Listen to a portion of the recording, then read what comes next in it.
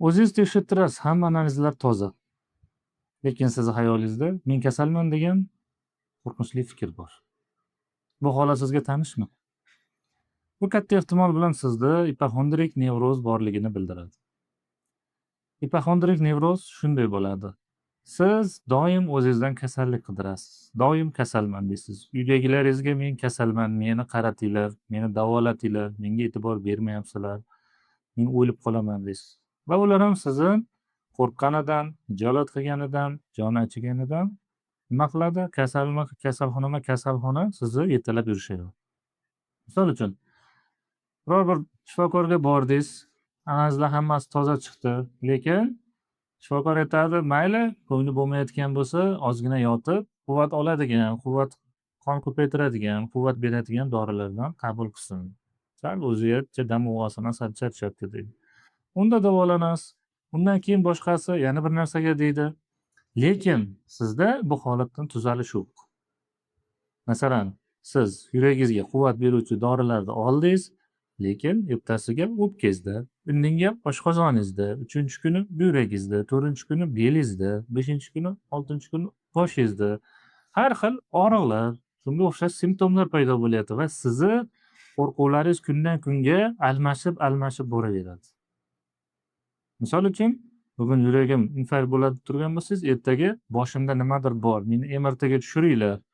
Boshimda qandaydir o'sma bo'lsa-chi, rak bo'lsamchi, sahr bo'lsamchi va hokazo. Ketaveradi shu holatda. Mana shu ipokondrik nevroz. Siz bu holatda eng katta xato qilayotgan narsangiz o'zingizni sog'lomligingizni tan ololmayapsiz. To'g'ri, bu oson emas. Bu holatga psixoterapiya yordami kerak bo'ladi.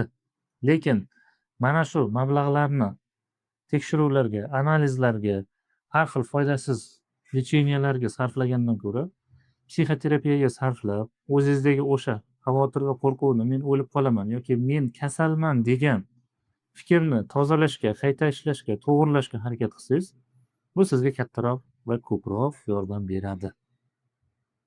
Agar sizda shunday holat bo'layotgan bo'lsa, psixoterapevtga uchrashingizni tavsiya beraman. Psixoterapevt ham sizga dori emas, psixoterapiya, ya'ni psixologik usullar orqali davolashini.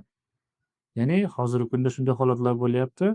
Men psixoterapevtga bordim deydi, lekin dori yozib berdi deyapti. Men bilan gaplashmadi, tuzuk quruq so'ramadi ham, nima bo'lyapti ham demadi, holatimni. Shunga aytdim, bo'ldi dedi. 5 minutda dori yozib chiqaraveryapti dedi. Yo'q. Bu holat asosan miyadagi fikrlar, qo'rquvlar hisobiga bo'ladigan jarayon hisoblanadi.